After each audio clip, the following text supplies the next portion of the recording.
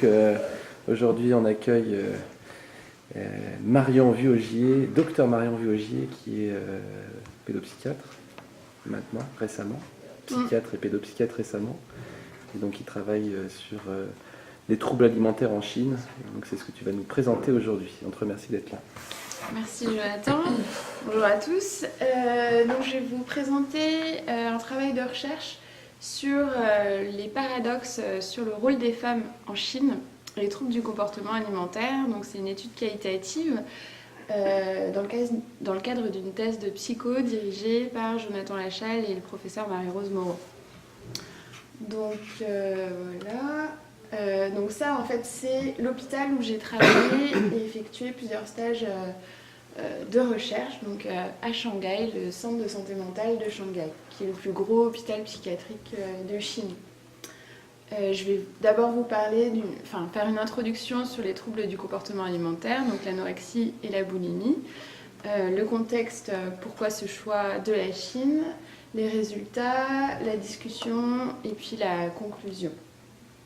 Donc les troubles du comportement alimentaire, je vais les appeler les TCA.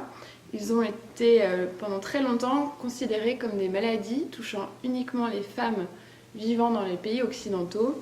On appelait ça les culture bone syndrome, ou syndrome lié à la culture occidentale. L'hypothèse d'un culture bone syndrome occidentale est aujourd'hui réfutée devant l'incidence croissante de ces maladies dans les pays à revenus faibles et intermédiaires.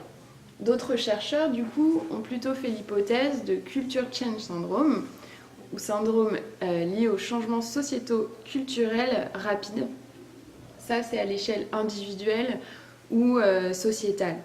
Casman et Lee ont émis l'hypothèse que ces maladies peuvent apparaître chez un individu quand il est entre deux cultures différentes, deux mondes sociaux différents, comme cela peut se produire suite à une migration.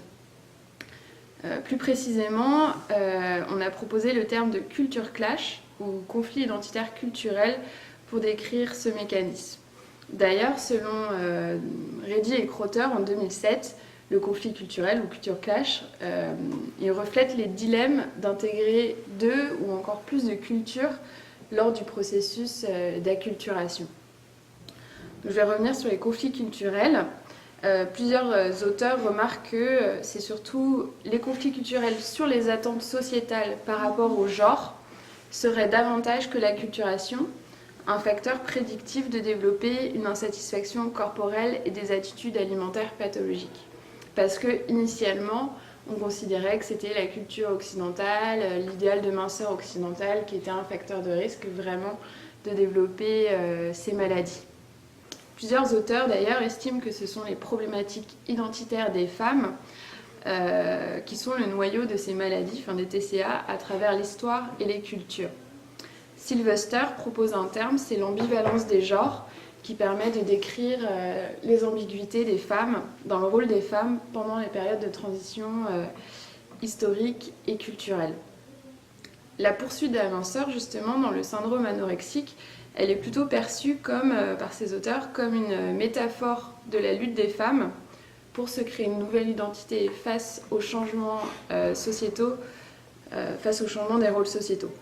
En gros, plus le degré d'ambivalence est important sur les attentes sur le rôle des femmes, plus elles-mêmes ressentiraient une ambiguïté quant à leur propre rôle et avec en conséquence un risque augmenté de développer des TCA.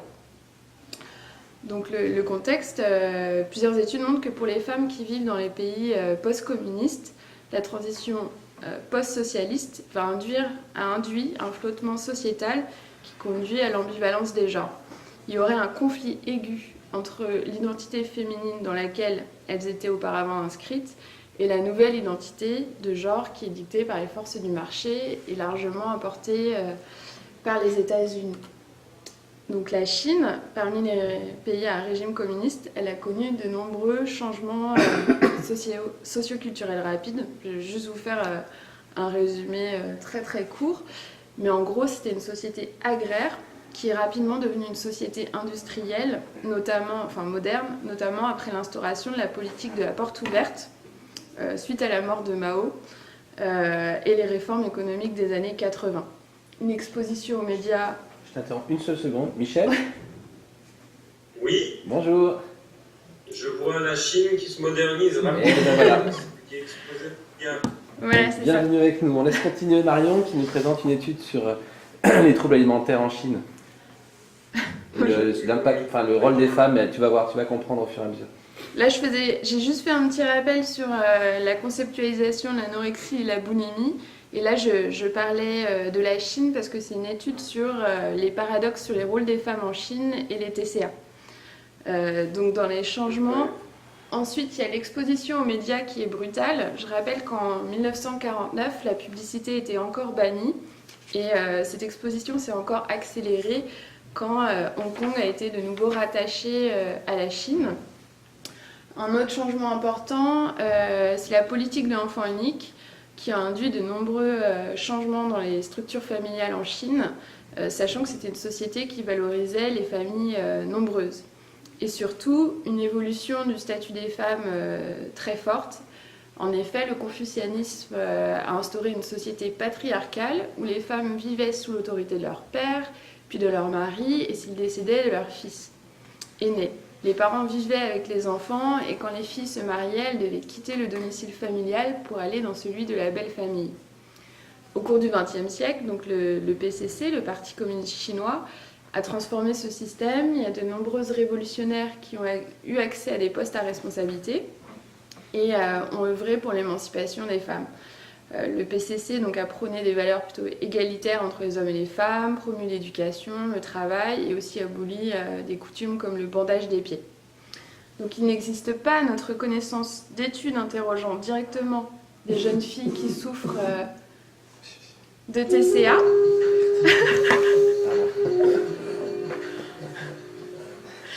Et donc il n'y a pas d'études qui interrogent directement des jeunes filles qui souffrent de TCA sur leur perception du rôle des femmes dans une société connaissant plein de changements. Donc on va explorer l'expérience de ces jeunes filles qui souffrent de TCA en Chine et aussi celle de leurs parents pour les comparer. Et donc on s'intéresse vraiment autour des représentations, autour de la féminité et des attentes sur le genre féminin.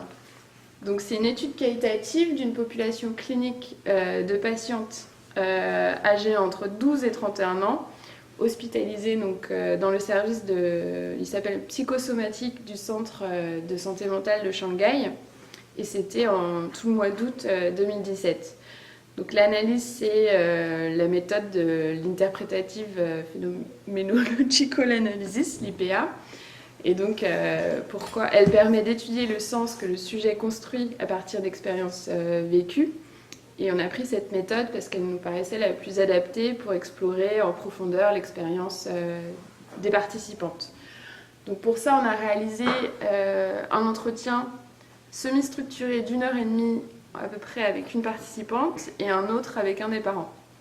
Des questions ouvertes ont donc été posées sur leurs pensées sur le trouble du comportement alimentaire et donc leur représentation sur le rôle des femmes en Chine. Ça, c'était la méthodo. Donc les résultats, donc on a 11 jeunes filles et 8 parents qui ont été interrogés. Donc elles souffraient d'anorexie restrictive, de boulimie nerveuse ou d'anorexie mixte. Elles viennent de nombreuses régions différentes de la Chine. Donc c'est quand même assez représentatif grâce à ça. Et il y a deux participantes ont refusé qu'on interroge leurs parents et une mère a refusé. Dans tous les cas, le refus était motivé par une peur de perturber soit le parent, soit la participante. Donc c'est donc un tableau, on voit pas tout, mais voilà. Donc là, je les ai appelés comme ça, P1, machin, il y en a 11, leur âge, elles sont majoritairement enfants uniques, le statut marital, voilà ce qu'elles font, et donc là, les origines différentes, donc Shanghai, une mégalopole, des provinces riches et des régions un peu urbaines et d'autres plutôt rurales. Donc c'est vraiment de plein de... Enfin, les rurales, elles sont plus en bas, mais c'est assez varié. Un facteur déclenchant, il y a beaucoup, c'est la pression scolaire et le harcèlement. Voilà, l'histoire médicale, donc AR, anorexie restrictive, anorexie mixte et BN, boulimie nerveuse, l'IMC à l'entrée et le parent interviewé. Est-ce que vous voulez regarder encore un petit peu plus? Non, c'est bon. Il y a le côté petit copain qui est rigolo. C'est-à-dire, Qu'est-ce ouais. qu'on considère comme petit copain? J'en parlerai après, mais ça, justement. sur la catégorisation sociale, si le petit copain, c'est le petit copain, ça n'existe pas. Donc, ça y est. Mais c'est important, justement, je développerai après. Merci Jonathan. Donc l'analyse a montré 3 métathèmes. Donc dans l'importance de la minceur, on retrouve l'idéal de minceur, la minceur dans les relations interpersonnelles, la minceur et les rôles sociaux. Le deuxième métathème donc, sur les représentations sur les rôles des femmes, avec représentation autour de la scolarité, des carrières professionnelles des femmes, la division des rôles hommes-femmes. Ensuite, le dernier traite de leur difficulté à être indépendantes, enfin tout ce qui est autour de l'indépendance, leur volonté d'indépendance, mais elles sont en difficulté par rapport à ça, à prendre des décisions et aussi leurs aspirations. Voilà. Donc là, je vais vous présenter tous les métathèmes avec les thèmes plus précisément et vous dire un petit peu des verbatims que je trouvais qui illustraient quand même pas mal les choses. Donc la minceur. Donc les jeunes filles souhaitaient être minces. Elles ont débuté une restriction alimentaire pour perdre du poids. Un nombre important d'entre elles disaient que la minceur permettait d'augmenter leur confiance en elles et leur estime d'elles-mêmes. Les parents ne comprenaient pas du tout cet idéal de minceur. Donc ça, c'était le premier thème. Ensuite, pour les jeunes filles, la minceur est étroitement liée à leur relation avec leur père. C'est un moyen d'affiliation. Il y a P3 qui a dit « Je dois faire partie d'un groupe et l'apparence est importante pour ça. Tous mes amis pensent aussi ça. » De plus, si les jeunes filles ne sont pas conformes à cet idéal de minceur, elles subissent des moqueries. Elles doivent faire attention à leur apparence, être minces, et cela fait partie de leur obligation sociale. La minceur est également importante pour trouver un partenaire ou le garder. Elle est également importante pour différents aspects des rôles sociaux, comme par exemple l'activité professionnelle. Donc P7. Je pense que si je suis belle, c'est plus facile lors des job interviews. J'ai toujours cru que la minceur voulait dire un meilleur job. Donc ça, c'était le premier métathème. Donc voilà. Donc le deuxième, sur la représentation sur le rôle des femmes. Elles décrivent toutes une angoisse de performance à l'école. Donc elles ressentent une pression familiale très forte autour de la scolarité et elles ont également très peur de décevoir leurs parents.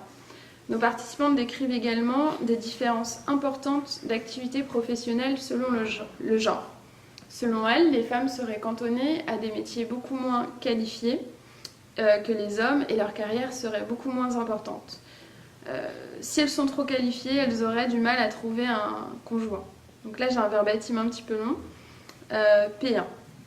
Professeur pour les femmes, c'est bien parce que c'est un travail stable, avec peu de risques de perte d'emploi, une vie régulière et avec des vacances. Pour les hommes, le travail devrait être plus créatif. Ce job est trop ennuyeux et le salaire n'est pas assez élevé, donc ce n'est pas bon pour les hommes. Pour les femmes, pour trouver un mari, c'est dur si elles sont trop qualifiées. Par exemple, il y a peu de femmes en politique en Chine. Je crois que ça illustre assez bien le propos. Leurs possibilités sont également limitées à cause des employeurs qui peuvent exercer une discrimination envers les femmes pour l'emploi. Certaines participantes nient également les différences sur le rôle des femmes et des hommes, mais finalement on les retrouve dans leur discours et dans celui de leurs parents. Elles décrivent également des attentes sociétales différentes sur le rôle des femmes. Elles doivent faire plus attention à leur apparence, donc ça c'était dans le premier métathème. Elles doivent s'occuper du foyer, donc avoir plutôt un rôle d'épouse, s'occuper des enfants, donc avoir un rôle de mère, et elles doivent faire une bonne alliance.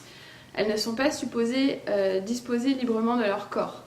Donc par rapport à ce que tu disais, les participantes ne sont pas autorisées à avoir un petit ami avant au moins l'université, ne sont pas censées avoir de relations sexuelles, enfin voilà. D'où, c'est pour ça que j'ai mis petit copain. D'accord. Mais enfin voilà, c'est que ça me semblait important, mais effectivement, c'est un petit copain, c'est un statut très. Voilà, bref. Et les hommes ont, selon nos participantes, un travail beaucoup plus prenant, ils doivent gagner plus d'argent. Voilà. Nos participantes expriment également leur désir d'être différentes de leur mère, et notamment de ne pas être mère au foyer. Donc ces éléments sont sur l'infériorité des femmes, enfin, sur la discrimination dans la carrière, sur le fait qu'elles doivent faire des choses... leur carrière est moins importante que les hommes. On le retrouve dans le discours des parents et qui insistent beaucoup sur l'infériorité des femmes. Le père de P4, bien sûr, il y a des différences. Les hommes s'occupent des choses importantes, en sont responsables. Les femmes sont responsables des choses plus triviales. Donc ça, c'était le deuxième métathème. Donc le métathème sur l'indépendance. Donc on retrouve une ambivalence à 3 niveaux concernant l'autonomisation, l'indépendance des participantes. Donc au niveau individuel, chez les jeunes filles, au niveau familial chez leurs parents et aussi au niveau sociétal, notamment avec l'intermédiaire des professeurs. Elles verbalisent toutes, sauf une d'ailleurs, qui est la plus âgée de l'étude, qui a 31 ans, une volonté d'indépendance, qui est et elles peuvent verbaliser que c'est très différent de l'idéal traditionnel des femmes chinoises, et également différent de leur mère. Elles racontent être exposées à cet idéal d'indépendance qui est très influencé par l'Occident, notamment par les médias, les livres, etc. Toutefois, ce type d'indépendance est très difficilement conciliable avec la volonté de respecter la piété filiale, donc ces principes confucianistes d'obéissance aux parents et aussi aux professeurs, avec l'idée du maître qui est très important. Par ailleurs, les parents tiennent également un double discours, répétant que leurs filles doivent être indépendantes, enfin, qu'ils ont appris ça également par l'Occident, que c'est très important, mais ils exigent l'obéissance de leurs filles et qu'elles se conforment à leurs décisions. Donc là, on retrouve également une ambivalence et des paradoxes. Donc le père de P5, donc il dit « Je suis au courant que ma fille grandit et veut plus d'indépendance, mais je n'arrive pas à m'empêcher de contrôler ma fille. Je suis concernée par les vêtements qu'elle porte, par la nourriture, partout. Je ne le veux pas, mais je le fais. » Qui illustre bien aussi les choses. Ensuite, concernant la prise de décision, elles prétendent se remettre à l'autorité parentale pour les décisions qui les concernent et surtout à l'autorité de leur père. Donc P4, ma famille est très traditionnelle, surtout ma mère qui obéit à mon père. Les hommes doivent être responsables pour tout ce qui est à l'extérieur de la maison et les femmes de l'intérieur. Mon père aime être un leader dans la famille et j'aime être guidée. Donc voilà. Pour les parents, elles sont également considérées comme moins aptes à prendre des décisions que les hommes. Donc, toujours le père de P4 qui dira donc je suis le chef de la famille, le propriétaire, je dois prendre des responsabilités dans la famille. Il n'y a pas de grosse différence entre les hommes et les femmes, mais pour les gros problèmes, les femmes ne peuvent pas penser profondément et donc c'est pour ça que les hommes doivent décider. Les jeunes filles également sont très angoissées à l'idée de prendre des décisions. Elles utilisent ça comme raison parfois pour ne pas en prendre. Elles désirent donc être indépendantes, prendre leur vie personnelle, affective et professionnelle en main, mais voilà, ça reste très compliqué. D'autres également vont exprimer leur désir d'améliorer leurs conditions de vie, de voyager à l'étranger, de vivre une vie différente de leur mère, essentiellement. Ce qu'on observe également, c'est que les parents et les participantes ont des aspirations très différentes. On a la mère de P6, donc une bonne fille, va dans une bonne université, a un bon travail et un bon petit ami. Voilà. Donc ça, c'était pour les résultats. La discussion. Donc, je respire un peu.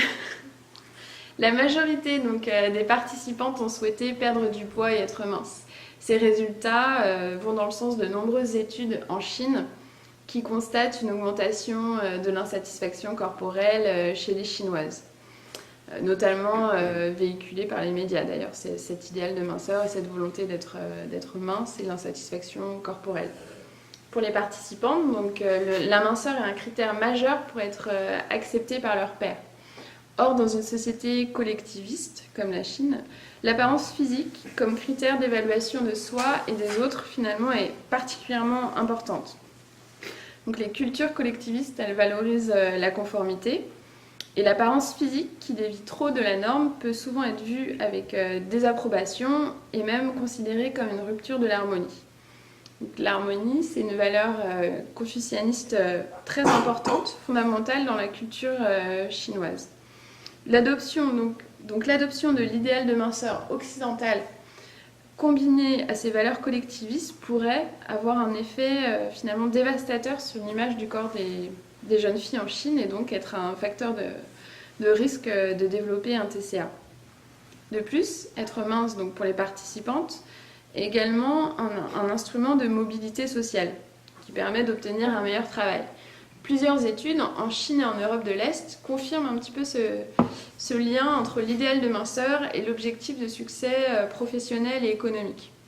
Donc, dans les pays communistes qui s'ouvrent au capitalisme, les femmes expriment un désir de modeler leur corps de façon à changer leur identité pour mieux correspondre finalement à la nouvelle réalité économique plus concurrentielle dans laquelle elles sont actuellement.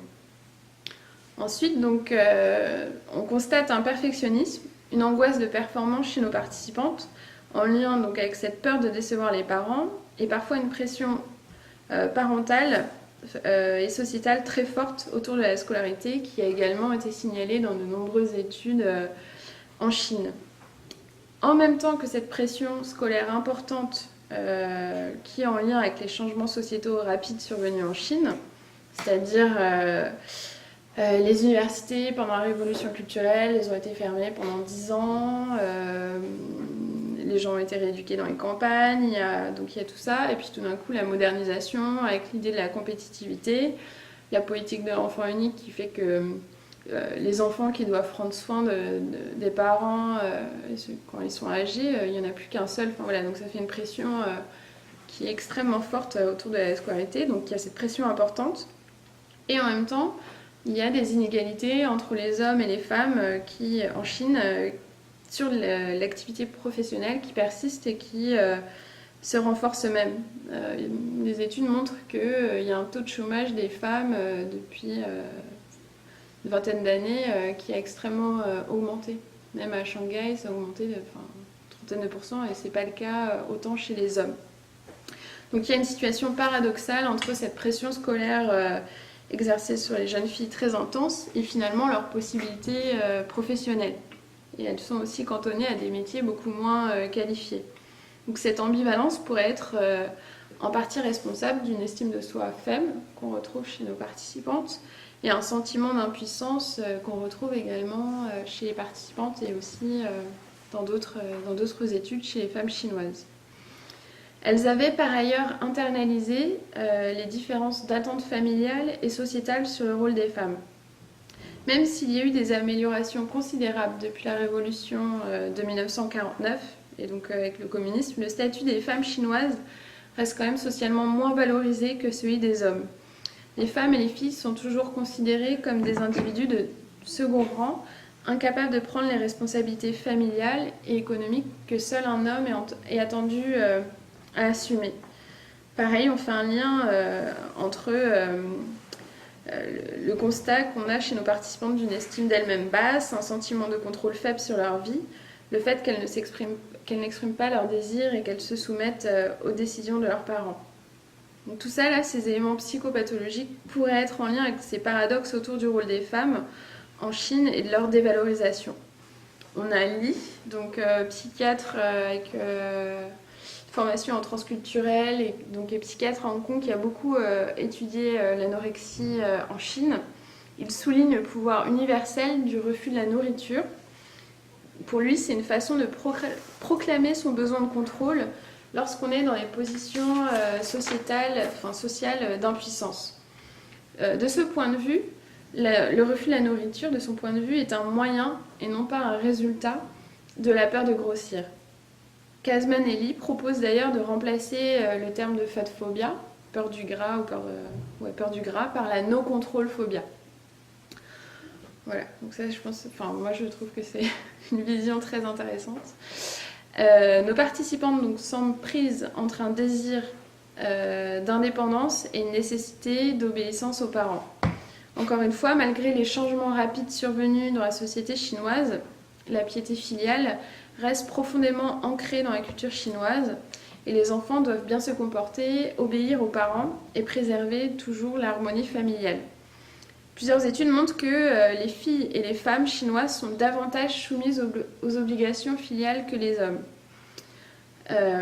Il a également été noté chez nos participantes leur difficulté à prendre des décisions par elles-mêmes, en contradiction avec leur désir d'indépendance. Ça a également été remarqué dans une étude où les auteurs ont identifié que les filles étaient moins impliquées que les garçons dans la prise de décision en Chine au même âge. Pour eux, la raison serait une attente différente des parents par rapport à leur rôle futur de femme et un contrôle plus important et autoritaire des parents sur les filles, avec plus de conflits aussi entre les parents et les filles que par rapport aux garçons. Donc la figure traditionnelle de l'épouse et de mère au foyer semble très questionnée par les Chinoises et leurs aspirations sont complexes et empreintes de contradictions. Tous ces différents éléments seraient des facteurs de risque pour développer des TCA, c'est-à-dire difficulté d'autonomisation, à prendre des décisions, estime de soi faible, conflits familiaux importants, etc. Donc, pour conclure, les multiples changements socio-culturels rapides survenus en Chine montrent la difficulté de négocier le soi dans les sociétés traditionnelles. Ces changements peuvent générer des ambivalences autour du rôle des femmes, voire même une crise de l'identité féminine, et parfois même un culture clash ou conflit identitaire culturel. Donc cette recherche a montré que tous ces phénomènes peuvent vulnérabiliser aux troubles du comportement alimentaire, donc entraînant une recherche de la minceur, des difficultés de construction identitaire, d'estime de soi, des conflits familiaux et des difficultés d'autonomisation. Les TCA sont loin d'être des phénomènes homogènes et leur contexte d'apparition est important à prendre en compte pour penser le soin de manière spécifique. Voilà. Je sais pas s'il y a des questions. Ah oui, il va y en avoir. J'arrive pas à m'empêcher d'être en apnée. Bon, merci à toi. Moi, je vais pas te discuter très longtemps parce que j'ai participé, j'ai déjà relu ton travail. Peut-être j'ai une première chose que j'aimerais bien que tu nous racontes un peu plus en détail parce que c'est aussi l'occasion de ce séminaire, c'est que tu puisses nous raconter un peu comment tu t'es débrouillé pour faire notamment ton recueil de données, parce que effectivement tu es parti sur le terrain, il y a de la question de l'interprétariat, etc. Et puis de toutes les limites qu'on peut imaginer quand on va dans une autre culture, avec d'autres façons de faire et d'autres interdits et autorisations, etc. Donc est-ce que tu peux nous en parler un petit peu, nous raconter un petit peu? Ouais, alors après, c'était mon 5e séjour en Chine, mais effectivement le premier, ça avait le premier mois, surtout j'avais fait d'abord 9 mois en Chine, ça avait été assez compliqué. Enfin, le premier mois, j'avais pas le droit d'interroger les patients, de consulter les dossiers, on m'avait dit si tu fais ça, tu termineras en prison. Et après, en fait, ils m'ont fait confiance et du coup, j'avais carte blanche. Et donc là, c'était un séjour assez court. J'ai pu un peu suivre la prise en charge des participantes, accompagner les médecins, toutes les activités un peu du service pour ces patientes-là. Mais après, j'avais surtout des entretiens recherche. Donc je suis pas bilingue en chinois, ce qui est une limite quand même. En tout cas, je comprends bien et j'arrivais à comprendre lors des entretiens pas mal de choses. Donc je pouvais dire quand c'était mal traduit ou quand il y avait des choses qui échappaient et tout ça, mais j'arrive pas à faire la traduction et à penser aux questions d'après, etc. Donc il y a une étudiante en psychologie, il y a toujours quelqu'un qui m'accompagne lors des entretiens et qui fait un rôle de traducteur. Et également aussi, quand je comprends pas, en général, quand il y a un sens qui m'échappe, on discute ensemble et en général, c'est en lien avec une différence culturelle, quoi. C'est un contenant culturel que j'ai pas et du coup, ça me permet voilà, qu'on débriefe ensemble, qu'on m'explique un petit peu. Là, j'ai pas d'exemple concret, mais voilà, elle joue aussi un rôle un peu de médiateur culturel, en fait, l'étudiante en psycho. Elle parle français? Là, cette fois-ci, non. En général, il parle anglais. Elle parlait anglais, donc après, il y a beaucoup de biais de traduction. Hein. Clairement, ça, c'est une... Et elle traduisait tout en anglais ou elle t'aidait juste dans les éléments que tu comprenais pas? Elle me retraduisait, mais après, j'arrivais à noter en fait en même temps que les gens y discutaient. Et puis après, quand elle me redisait des mots ou me retraduisait, ça me permet de compléter quand j'arrivais pas à tout noter. En fait, je notais tout. Enregistré En août, j'ai pas enregistré. Et quand j'y suis retournée en décembre, mais là j'ai pas les entretiens, enfin j'ai pas inclus les patientes de décembre, j'ai pu enregistrer. Effectivement. D'accord. Après le truc c'est que bon, ça va prendre pas mal de temps de faire le mot à mot. La retranscription. Mm. Mais en même temps c'est important, c'est vrai que Ouais. c'était une vraie question et que dans un premier temps l'enregistrement n'était pas possible. Et c'est dommage parce qu'il y a eu une perte forcément de données. Et que tu as pu le faire après. Après, bon là pour la recherche j'ai limité, mais dans ce qui est les entretiens, si je posais des questions trop ouvertes, j'avais 2-3 mots en réponse quoi. Par contre, quand je posais des questions super précises, là ça les incitait et ils me faisaient des réponses super longues. Donc en fait au final j'avais quand même pas mal de questions, et puis après je m'adaptais parce que je prenais l'habitude de poser ces questions-là. Et j'étais quand même assez surprise qu'ils me répondent à ce point-là, sur les différences hommes-femmes, quand même, ils ont bien verbalisé autour de ça. Mm. C'est un truc qui m'a quand même assez surprise. Je ne m'attendais pas à tous ces résultats-là, à ce que ce soit aussi fort, quoi. Et les patients que tu as intégrés, comment tu les as choisis? C'est eux qui les sélectionnaient? Comment ça se passait? Non, j'ai pris toutes les patientes hospitalisées pour un TCA dans l'unité à cette période-là. Et tout le monde a accepté? Tout le monde a accepté. Non, il y en a même qui demandaient est-ce que j'aille les interroger. Ils me disaient mais pourquoi toi, moi j'ai pas encore été interrogée. J'ai pas encore eu le temps. Enfin, ils étaient super contents. Ils sont assez contents en général. Il y a des parents qui me disaient je veux absolument faire cet entretien. Je pense que ça pourrait aider. Ils avaient vraiment super envie. Tu te présentais comme médecin ou tu te présentais comme étudiante ou... Enfin, comment tu te présentais? Il me présentait comme médecin en France. D'accord.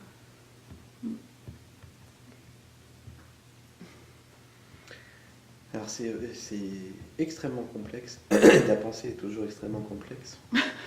Et dur à partager. Non, mais c'est très important et c'est très bien. Et en même temps, des fois, on aimerait bien, et d'où ma question, si tu devais faire ce qu'ils appellent les bullet points, si tu as déjà vu ça dans les revues. Ouais. Enfin, résumer ton principal résultat en une phrase. Comment tu ferais? Qu'est-ce que tu dirais? Je sais pas, j'ai déjà dit. Il y a une idée à garder de tout ton travail, la plus importante, même si effectivement c'est important d'avoir toute cette complexité-là. Bah j'avais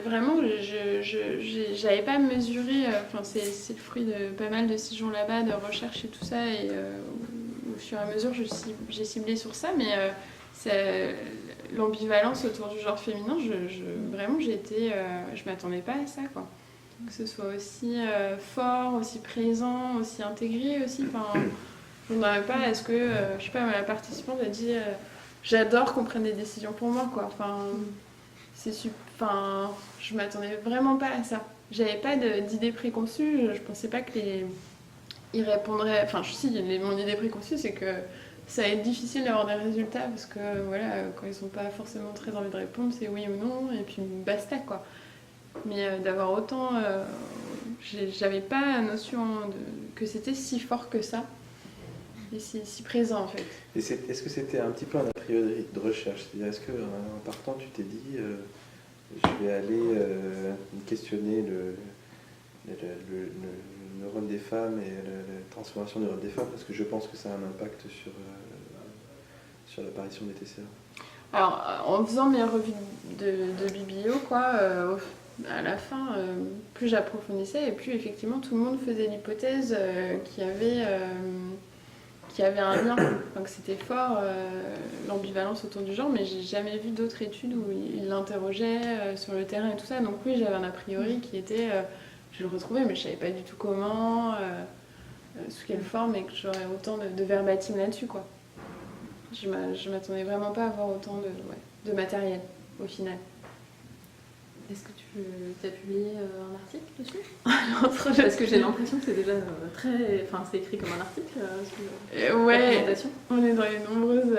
c'est un peu ça, ouais. Je suis dans les relectures Joanne à en recorriger, donc je suis en train de faire la correction et l'objectif c'est à la fin de la semaine, là, la semaine prochaine.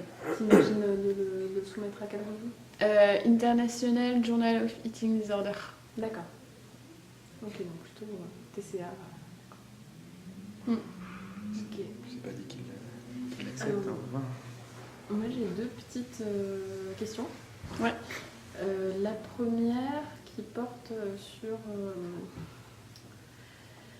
la manière dont dans ta discussion, j'ai l'impression qu'il y a des moments où ça se mélange un petit peu entre des choses que tu considères ou que tu rapportes, peut-être même que tu mets en lien avec d'autres études qui ont été publiées là-dessus, comme des facteurs de risque. Donc vraiment dans une approche épidémiologique, finalement longitudinale, avec une cohorte, où finalement avoir ce critère-là, c'est prédictif d'avoir un TCA ensuite, et que tu mets en lien un petit peu de manière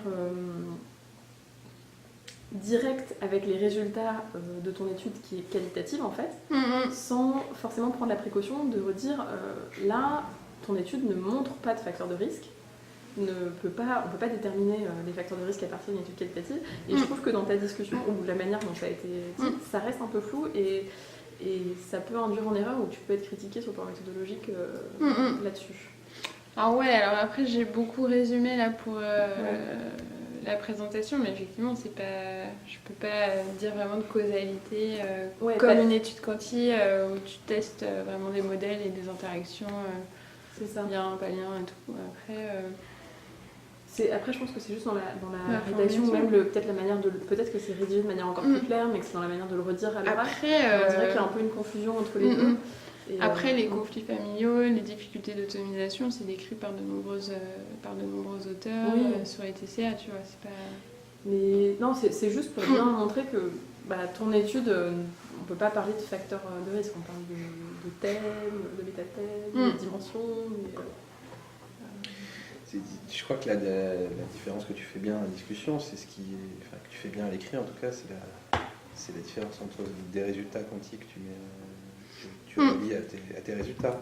C'est-à-dire que finalement, ton étude, elle montre en détail les éléments, la manière dont le processus, la manière dont ce risque, ce facteur de risque-là, puisqu'il est quand même assez identifié dans la littérature, et bien, comment ça s'articule, quoi. Comment cette problématique de l'identité féminine s'articule avec les TCA. Parce que tu vois, genre l'idéal de Mansour, c'est se retrouver au niveau quanti et tout ça.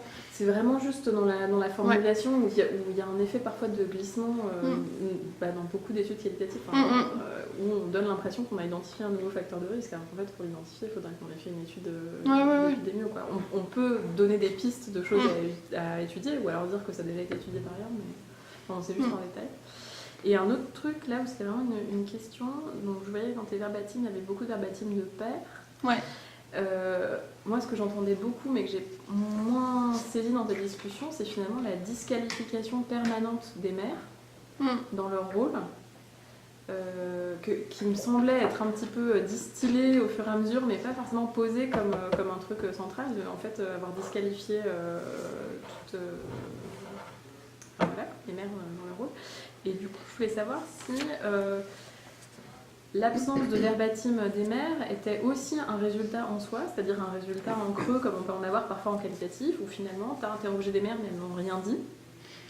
Ou alors, elles ont dit des trucs qui effectivement montraient qu'elles-mêmes étaient insatisfaites de leur place, ou alors qu'elles étaient satisfaites de leur place en tant que mère, mais qu'elles ne souhaitaient surtout pas ça pour leur fille. Enfin, voilà. Est-ce que finalement c'est une non-absence, enfin c'est un non-résultat et du coup un résultat en soi de finalement la disqualification, enfin l'annulation de ces femmes en tant que mères, ou est-ce qu'elles-mêmes en disent un truc positif, un résultat positif, où elles disent que Non, j'ai de rôle. j'ai du verbatim des mères. Très présent dans l'article aussi, mais je trouvais que celui des pères il illustre quand même bien les métathèmes. Enfin là j'ai fait exprès, je crois qu'ils illustraient plus, mais j'en ai pas mal sur celui des mères. Et aussi où elles peuvent dire effectivement, elles sont mères au foyer et tout, avec de l'ambivalence aussi, et qu'elles veulent des choses différentes, etc. J'ai juste la patiente là de 31 ans qui ne souhaitait pas être autonome, qui dit, elle est soumise à son mari, etc. Et elle ne veut pas elle-même être indépendante, elle dit être satisfaite de sa condition, mais par contre, si elle a des enfants, elle voudra qu'eux, ils soient indépendants. Oui, c'est ça. Mais c'est la plus âgée aussi, elle a 31 ans.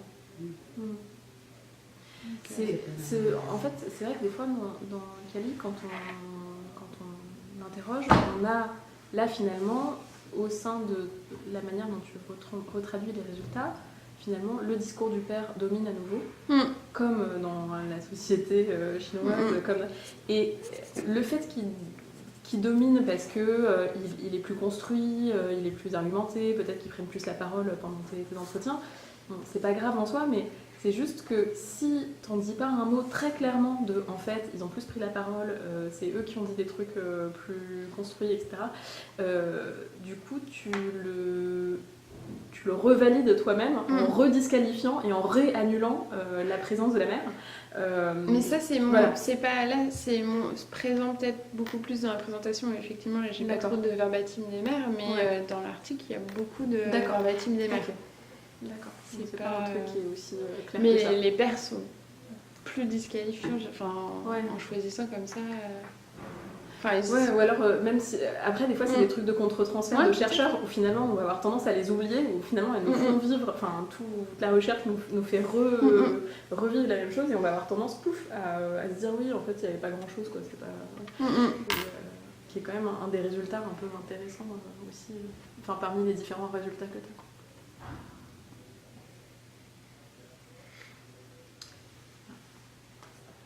Très intéressant, franchement. Super intéressant. Tu as évoqué la baisse d'estime de soi. Ouais.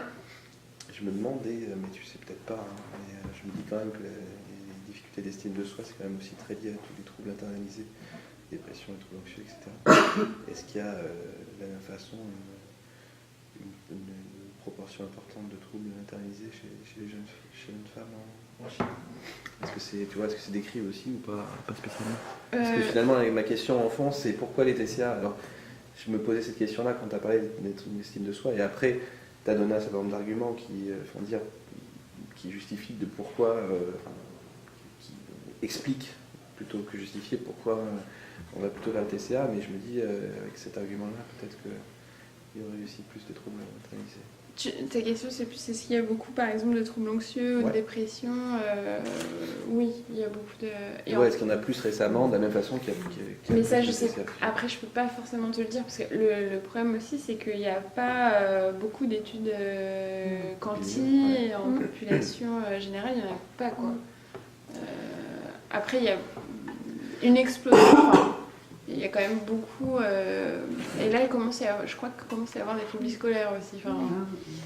C'est une des questions que... Il y a beaucoup, en tout cas, d'angoisse de performance et de stress lié aux examens. Ça, c'est très, très, très, très fort.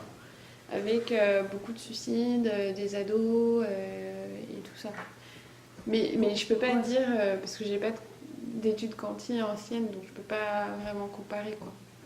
Il me semble que du coup ça réouvre quand même la question que tu disais au début de tout simplement la culture occidentale. C'est-à-dire que moi, t'as beau m'avoir expliqué que la culture occidentale, mais après c'est des syndromes de changement culturel, je me dis, en fait c'est peut-être tout simplement l'invasion progressive par la culture occidentale. Est-ce que les TCA seraient plus prévalents en proportion qu'un autre symptôme psychiatrique typiquement occidental comme les troubles anxieux ou la phobie scolaire, ou est-ce que c'est tout simplement finalement encore l'envahissement progressif, enfin, les médias d'inspiration occidentale, enfin, j'ai l'impression que... Et asiatique aussi. Hein. Il y a aussi beaucoup la Corée et le Japon qui influencent beaucoup les jeunes. Et qui sont quand même, enfin, la Corée aussi. c'est quand même une caricature de médias occidentales. C'est-à-dire que c'est pas juste être jolie, c'est être poupée Barbie, quoi. Ouais. Et en fait, c'est plutôt c'est peut-être que ça, c'est simplement... une idée de transition, de société transitionnelle avec Mais alors, du coup, je suis pas hyper convaincue. Mais non, je suis désolée, hein, je fais du fait qu'il y ait une situation finalement très particulière liée au mélange entre le confucianisme et la culture occidentale. Est-ce que c'est si particulier ou est-ce que c'est tout simplement... Parce que là, moi, j'ai l'impression que, en fait, tes résultats, ils auraient pu être tout à fait retrouvés en France aussi, tu vois. Ouais, alors l'idée c'est quand même qu'en Chine, sur une période de temps, mais oui, tu vois, quand je parle de société transitionnelle, ça peut être, ça a été étudié en Europe de l'Est, etc. Et il y avait un prof comme ça qui me dit, ça a été retrouvé ça en Europe suite à la révolution industrielle, mais il parlait plus par les historiens et sur l'alcoolisme, enfin bref. Mais oui, l'idée c'est vraiment des sociétés transitionnelles. Après la Chine, elle a cette particularité quand même que... avant, la transition elle était particulièrement brutale. Tu avais un régime communiste totalitaire avec des famines, la dernière de 59 à 61 qui a fait genre 20 millions de morts. Années 80, compétitivité de folie avec toutes ces choses-là qui sont survenues très rapidement. Mais finalement, si on dit en 10 ans, ils ont récupéré, enfin en tout cas ils se sont alignés à 80% sur le modèle sociétal, économique, culturel occidental, est-ce qu'ils n'ont pas aussi récupéré 80% du taux d'anorexie des Occidentaux en 10 ans et que finalement c'est complètement... Enfin tu vois ce que je veux dire, c'est une évolution qui est totalement parallèle et liée mais après je pense que le fait que... après le culture clash a été développé quand même par beaucoup de gens aussi.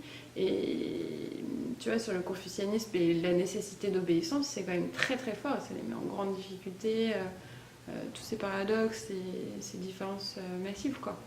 Tu peux pas dire d'une société justement traditionnelle qu'elle a tout pris. Justement, c'est la question que je pose. Je sais pas. D'où c'est justement. Et justement de ce côté-là. Des études qui montrent que plus que l'acculturation, l'acculturation qui est le fait de prendre justement les valeurs, etc., c'est le culture clash, l'ambivalence des genres. En fait, ils retrouvent que eux, c'est surtout ça en fait qui est le facteur risque, et pas juste l'acculturation. Et du coup, est-ce qu'il y a... Mais alors, je continue sur ce... Ouais, t'as les études, t'en as une par exemple en Angleterre, où finalement ils se sont rendus compte que c'était pas l'acculturation qui était la plus forte, c'était sur des immigrés d'origine asiatique. Et c'était celle qui avait la famille les plus traditionnelles, où il y avait plus de risques justement de développer un TCA. D'accord. Donc c'est dans ce sens-là aussi, y compris au sein des pays d'accueil, avec les familles qui restent en fonctionnement. Plus après, D'accord. Donc c'est pas juste l'acculturation, vraiment il y a... C'est ce que beaucoup de gens ont pensé, mais en fait finalement c'est là où tu as le plus de différence entre le côté traditionnel et l'autre, où ça crée vraiment beaucoup de conflits et plus un facteur de risque. C'est ce que je dis un petit peu au début, plusieurs études où ils ont montré ça en fait. D'accord, au final. C'est ce que j'avais pas bien compris. Ok. Et du coup, on aurait, par exemple, dans d'autres pays asiatiques qui sont dans un phénomène d'acculturation aussi avec la culture occidentale, peut-être moins d'anorexie, c'est moins de... Enfin, j'ai presque une question d'épidémiologiste, c'est affreux. Hein. Mais pour essayer de comprendre jusqu'où... Parce qu'en fait, je te dis, le fond de mon raisonnement, pour la phobie scolaire notamment, il y en avait beaucoup au Japon déjà, bien avant la France, à partir des années 60. Et là aussi, ça avait été décrit, l'idée de... à la fois le culte de la performance et le confucianisme, en disant que ils sont dans une extrême rigueur avec un système super rigide et tout, et qui effectivement le système scolaire japonais n'est pas vraiment comparable au système scolaire chinois voilà, donc il y avait une certaine cohérence par rapport aux particularités du système scolaire. avec en gros, tu es sélectionné à la maternelle pour savoir si tu iras dans une bonne école, une mauvaise école, et puis ton avenir scolaire et professionnel est décidé à 3 ans, quoi. Et ensuite c'est de pire en pire. Et est-ce que tu as comme ça des comparaisons entre pays, mais là vraiment pas au niveau Cali, parce qu'on peut pas faire une étude comparative, mais qui montrerait peut-être qu'il y a un truc spécifique au TCA en Chine, avec un culture clash particulier. Non, mais après, là, ça a été beaucoup étudié sur les populations chinoises et aussi dans des pays comme Australie, etc. Et ce que je disais sur culture collectiviste et finalement ce à quoi je ne m'attendais pas forcément, l'image du corps et de la minceur est hyper importante. Ça a été retrouvé, c'est une fille qui a comparé chez des Américaines et chez des Coréennes, et elle voyait qu'elles avaient beaucoup plus de pression et finalement d'insatisfaction corporelle en lien avec ce besoin de conformité, et que finalement l'idéal de minceur était plus extrême en Corée avec ces notions-là qu'aux États-Unis. Voilà. Donc avec l'idée aussi du culture clash importante. Peut-être que tu pourrais faire davantage tu sais, il y a une surreprésentation des suicides chez les jeunes femmes en Chine. Je sais pas si tu sais ça. Les suicides qu'on appelle vindicatifs. C'est notamment pour sur le mariage forcé et tout ça. Voilà, sur les mariages forcés. Et je trouve que ça... Tu vois, moi je ne sais pas quel lien faire, mais tu vois, je me dis, il y a vraiment quelque chose à faire autour, effectivement, de cette identité féminine, ce rôle de la femme, je ne sais pas comment tu l'appelles, de la violence de genre. Enfin, je pense qu'il y a, tu vois, il y a probablement quelque chose à faire, et c'est quand même assez spécifique à la Chine. Ouais, c'était le pays où tu avais le taux de suicide féminin le plus élevé. Enfin, la différence.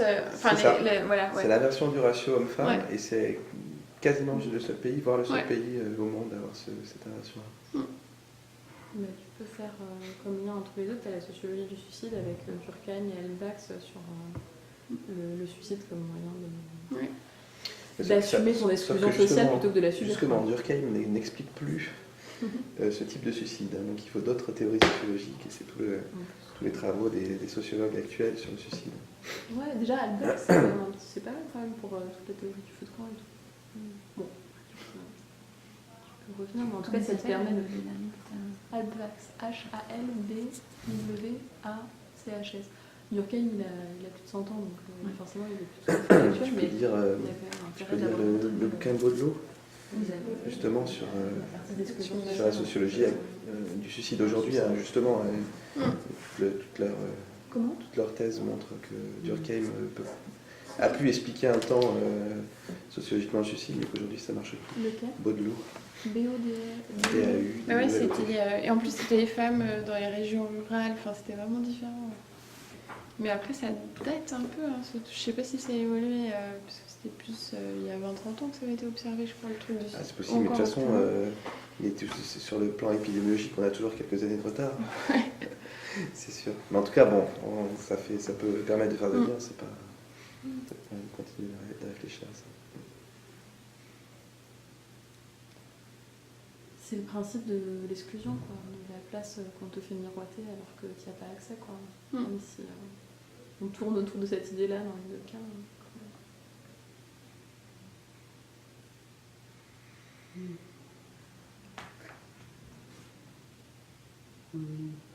Tu voulais dire quelque chose ? Non, mais ça me fait penser à l'entre-deux, en fait, c'est-à-dire d'avoir deux figures d'identification, en gros. C'est à quoi on s'attache, est-ce qu'on s'attache à la tradition, c'est un peu ça la question qui me vient, c'est-à-dire être dans l'entre-deux alors qu'on n'a pas bougé. C'est ça le clash. Ouais. Le culture clash. Donc, c'est pas si loin de la migration, quand même, malgré tout. oui, c'est ça. Moi, ça me fait penser au Liban, même si c'est aussi une société transitionnelle où il y a en même temps des traditions auxquelles on est très attaché, une figure féminine très traditionnelle, et en même temps un désir d'émancipation, d'être un peu indépendante, autonome, et comment conjuguer avec ces deux figures du féminin qui s'offrent à nous. et aussi les possibilités en réalité, quoi. Oui. Comment tu définis du coup toi, la société transitionnelle? Non, parce que moi j'avais prétendu poser la question, mais il n'y a que des sociétés transitionnelles. Donc du coup, mais je me suis dit, non, de toute façon, je dis une grosse bêtise et qu'il y a une définition très précise de la société transitionnelle. C'est une bonne question. Après, j'ai quand même l'impression qu'il se passe quand même beaucoup moins de choses enfin, dans ce sens-là. Enfin, c'est la sortie de... C'est la modernisation, l'industrialisation, l'urbanisation, etc. Enfin, moi, je l'ai plus perçu comme ça. Parce que du coup, on pourrait... Alors, je suis désolée, hein, mais si on se dit, ok, c'est un truc propre aux sociétés transitionnelles, et du coup, la Chine ou le Liban sont des sociétés plus transitionnelles que la France, par exemple, alors on pourrait s'attendre à ce qu'il y ait moins d'anorexie qu'en France, puisqu'elle est devenue moins transitionnelle, puisqu'elle a déjà fait son passage à la modernité. Ouais, alors après, il y a quand même les études quand même épidémiologiques sur les TCA montrent que le taux, en Europe maintenant, il est stable quand même depuis pas mal d'années. Alors que, je sais pas, moi, en Asie, t'as une forte augmentation. Hein. Mais ça diminue, tu vois, parce qu'en fait, non mais si c'est, tu vois, si c'est, on devrait s'attendre à ce que du coup ce soit pendant le changement. Alors après, moi coup, je le considère plus comme, tu vois, des facteurs qui vulnérabilisent chez des individus particuliers. Hein. Encore une fois, tu vois, c'est un facteur, l'ambivalence des genres, ça n'aide pas non plus le reste, hein, les facteurs génétiques, etc., etc., etc. Hein. C'est après, tu peux bien considérer qu'il y a une acceptabilité du symptôme et du coup une persistance du symptôme malgré l'absence de transition du symptôme anorexique.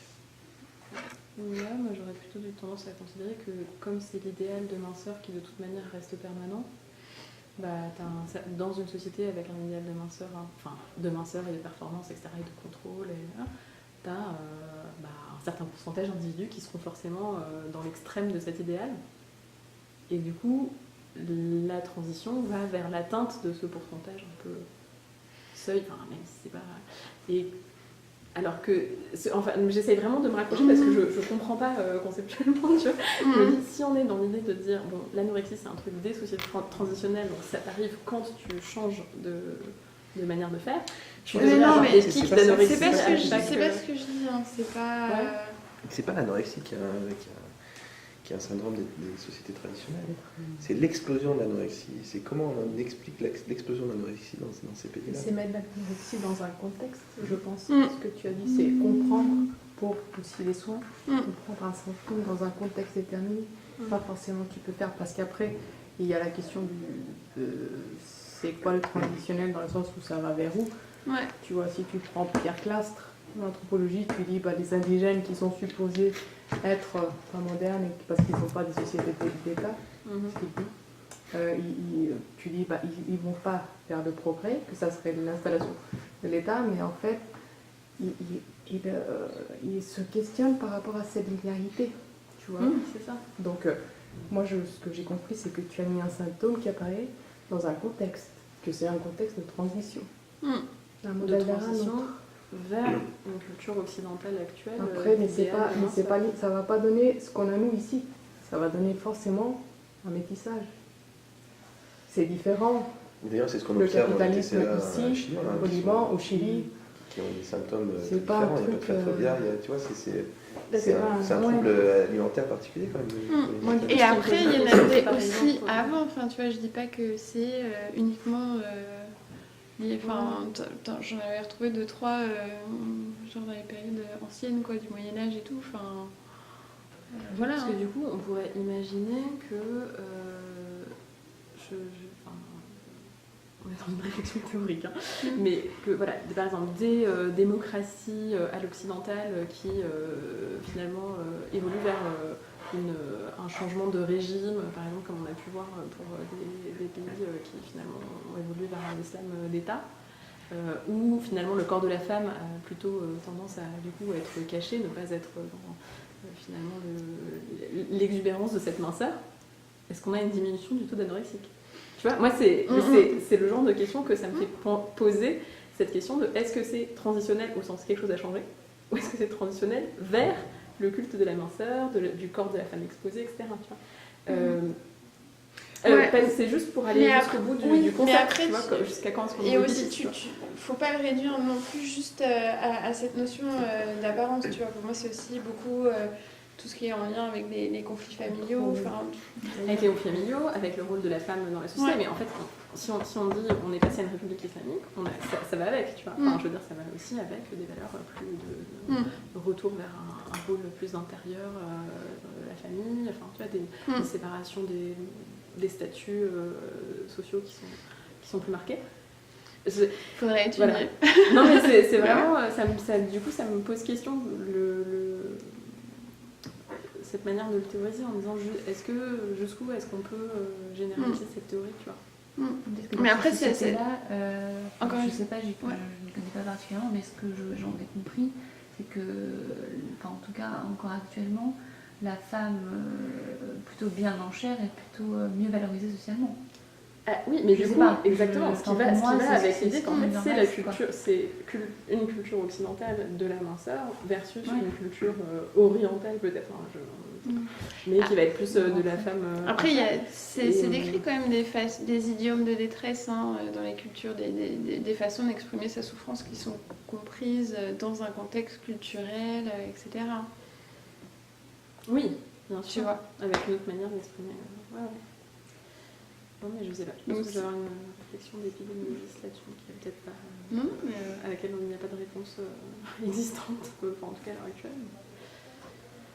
tu vois, il y a peut-être aussi de cette notion-là. Enfin, c'est un peu ce que je travaille pour le troisième article, mais de l'idée effectivement d'une façon acceptable d'exprimer sa souffrance et du coup qui est aussi plus une façon actuelle d'emprunter cette voie. Mais parce qu'il y a aussi un discours hégémonique, je veux dire, c'est pas toutes les façons d'exprimer la souffrance Ouais. sont au même niveau. Ouais. Parce qu'il y a un discours hégémonique et il y a évidemment un envahissement de toute la publicité, de toutes les images. C'est très centré sur le corps de la femme. C'est là où s'effectue la violence. Mais ça, c'est avoir avec le pouvoir.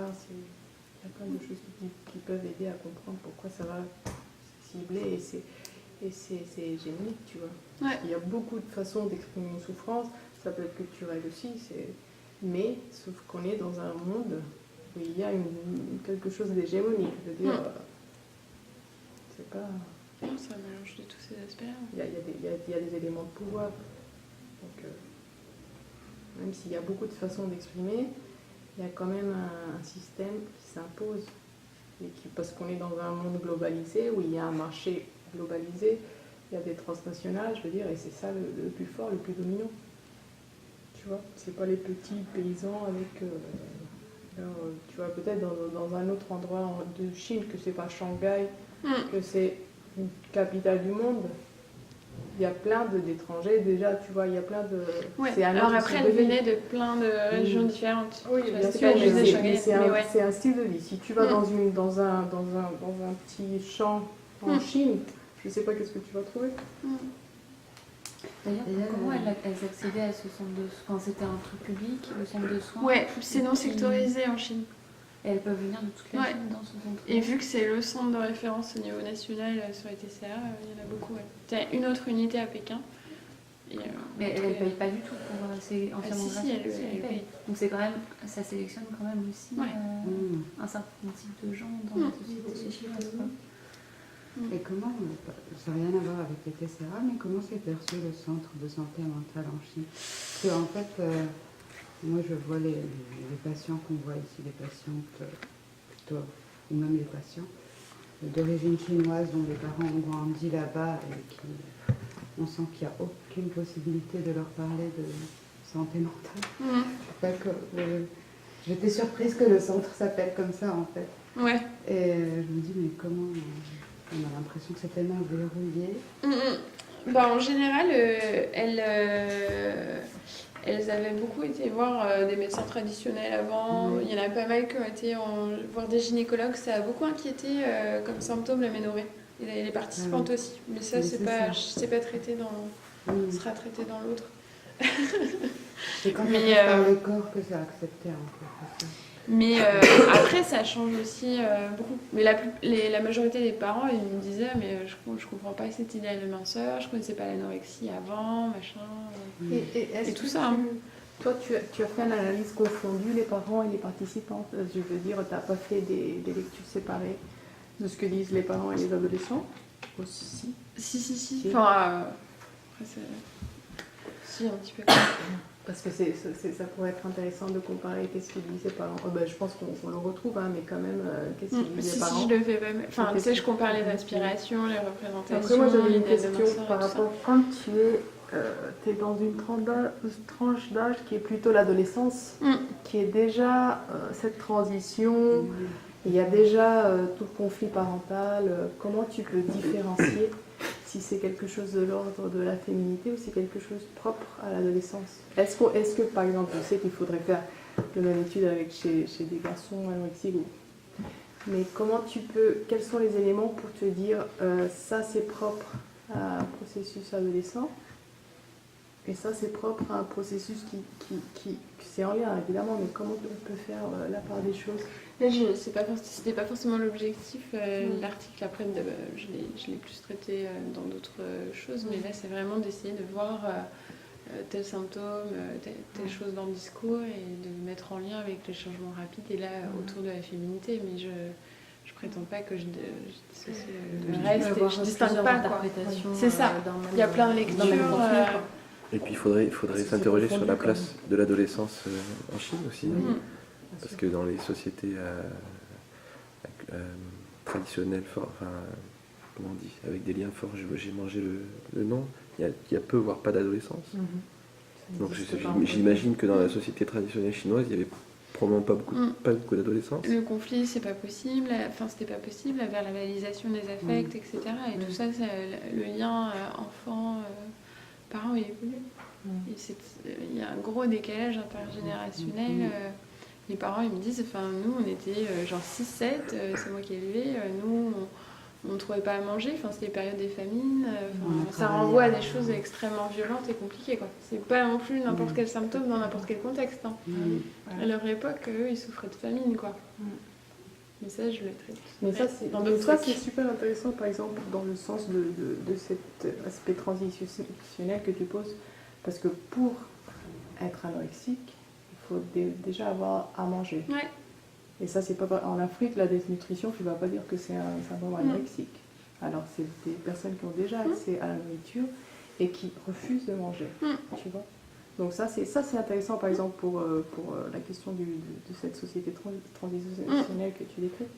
Parce qu'ils ont déjà accès, tu vois, par exemple, combien de viande ils mangent, tu vois, il y a des taux énormes de viande et tout, parce qu'ils ont eu accès au marché du Chinois. Mais là, c'est pas l'angle d'approche, mais je l'ai fait dans d'autres et c'est ce qui se passait en Occident aussi, en fait, avec les métamorphoses du gras. C'est-à-dire qu'à un moment donné, jusqu'à la fin du 19e, c'était beaucoup plus beau d'être une femme grosse que d'être une femme mince.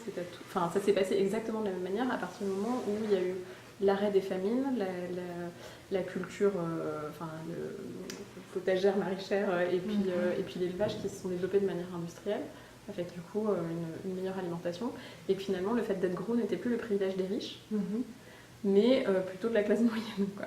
Ou même, voire même à un moment donné, plus le fait d'être pauvre s'accompagne du fait d'être gros parce qu'on a une alimentation qui devient hyper calorique, plus... Et aussi, il y a la question le fait d'être mince, il y a une question de classe, je pense, hein, parce que les riches, ils cherchent toujours à se distinguer des distinctions, tu vois. C'est un peu caricatural, ça. Non, c'est bien vrai, surtout pour l'anorexie. Je suis pas très d'accord. Non, mais dans la manière dont tu le dis. Les riches cherchent toujours à se distinguer. Ah ben oui, ils cherchent toujours à vivre ailleurs, dans les montagnes, je sais pas où. C'est encore une fois un peu caricatural. Tu peux pas dire Moi, je que pense les qu'on est riches dans une cherchent société- toujours à se distinguer. Et je pense que oui. Et on est dans une société classique quand même. C'est des sciences sociales, c'est vrai. Et on Non, est non, dans mais une c'est société pas- classiste quand même. Bah oui. La classe sociale n'a pas disparu, Jonathan. Et on est dans Non, mais une c'est- société classiste, c'est il y a juste- une hiérarchie Je suis sociale. je suis d'accord avec toi. D'accord. Simplement, Et c'est la manière dont tu le qu'est-ce qui dis fait qui est un peu qu'il y a- caricatural. Ok, Ok. c'est d'accord, ok, Ça marche. j'accepte. Sauf que ce qui fait qu'il y a des différences entre les uns et les autres, c'est pas que l'accès monétaire. C'est pas combien tu peux payer. Il y a d'autres facteurs. Ah, mais Il y a la violence symbolique. Je veux dire. je suis d'accord sur le fond, c'est juste sur la forme que je te trouvais un peu caricaturale, c'est tout. C'est ça, dans ton résultat où tu disais qu'elles pensaient qu'elles auraient un meilleur travail en étant minces, etc. Ça aussi, ça a été pas mal montré en France, et notamment avec un truc où au départ les filles disent qu'elles pensent qu'elles sont mieux, qu'elles sont plus belles, qu'elles ont un meilleur travail, et finalement quand tu les laisses suffisamment parler, qu'elles sont suffisamment en confiance, elles t'expliquent que c'est aussi une croyance qui est véhiculée par leur mère. Ouais. Ça, c'est Muriel Darmon qui en parle beaucoup, que finalement c'est aussi le rôle des mères au sein de la maison, de leur expliquer qu'il ne faut pas qu'elles soient boudinées, sinon elles ne trouveront pas de mari, qu'il faut pas que... Enfin, en tout cas, dans le travail de Darmon là-dessus, c'est assez clair, quoi. Et surtout, c'est un truc qu'elles ont du mal à dire au sein de l'hôpital. Je ne sais pas si elles ont pu le dire aussi clairement que c'est leur mère qui transmettent ce genre de... Parce que c'est aussi l'éducation des filles par les mères. Enfin, c'est pas que les mères sont affreuses, c'est juste qu'elles sont en charge Alors d'apprendre là, à leur fille à être c'est une bonne pas enfant, quoi. énormément le cas, mais je l'ai retrouvé dans d'autres articles. Genre, d'ailleurs, en Amérique du Sud, je sais plus, Buenos Aires, je crois. Je sais plus, des villes avec le tourisme, ou justement avec des Occidentaux, où leur famille leur dit un petit peu de perdre du poids pour avoir un meilleur travail et tout ça. Là, c'était pas trop le cas. Parce que justement, c'était ce décalage où c'était extrêmement violent pour les parents et les mères aussi. Enfin, il y en a une seule qui avait voulu être mince, enfin qui comprenait ça, mais elle avait fait une partie de ses études aux États-Unis, la mère. Mais en général, quand même, comme je disais, hein, ils ont beaucoup vécu la famine. Hein. Donc, je sais pas si t'aurais pu de toute manière à l'hôpital avoir ce résultat. On n'a aucune idée, hein. Mais en tout cas, dans l'étude de Darmon, elle disait que c'était après, quand elle avait interrogé les filles dans leur lycée, dans leur collège, en fait, après l'hôpital, et donc leurs parents n'étaient plus à côté, etc., où finalement, après avoir dit non, mais ma mère ne m'a jamais embêtée, et les mères disent elles-mêmes, mais non, moi je suis scandalisée qu'elle soit aussi maigre et tout, ça m'inquiète.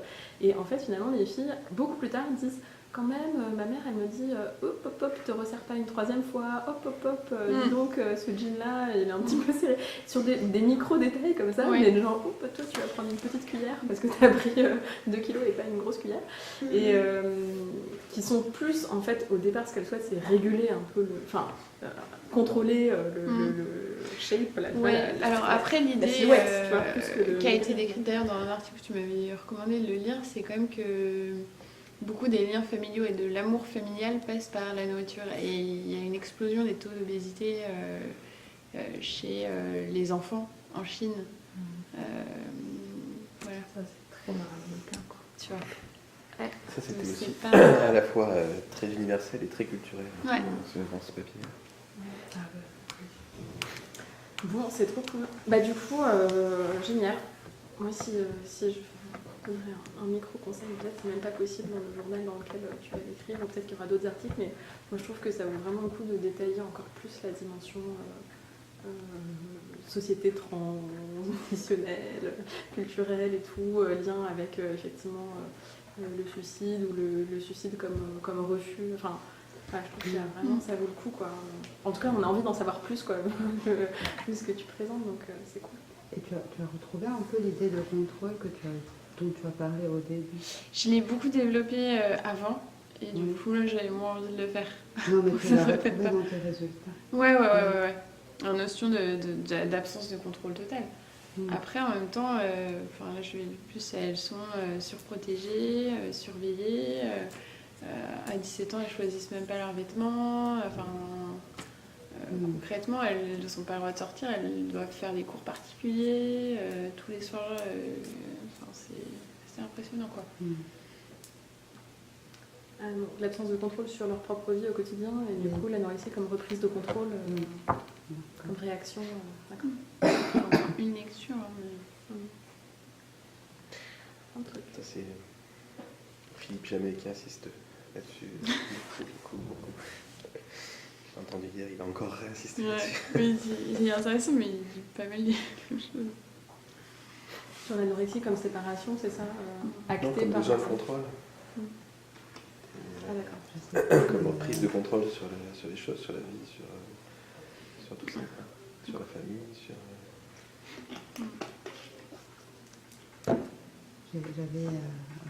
J'avais assisté à une représentation d'une ancienne anorexique qui a écrit un texte en alexandrin sur son expérience. pour justement, elle avait toute la pièce et en alexandrin, pour marquer justement cette idée de contrôle, de besoin de contrôle. Et il est génial ce texte. Mais c'était une amatrice et elle a, je ne sais pas si elle l'a rejoué, et c'est sur son expérience dans un hôpital psychiatrique. La pièce s'appelle « Et toi, t'es là pourquoi ?» Et je ne sais pas si jamais ça repasse et vous entendez parler de ça, c'est vraiment génial. Et elle est super comme actrice. Bah, rien que le titre. Toi, t'es là pourquoi? Ok. Bon, on s'arrête là. Merci. Marion.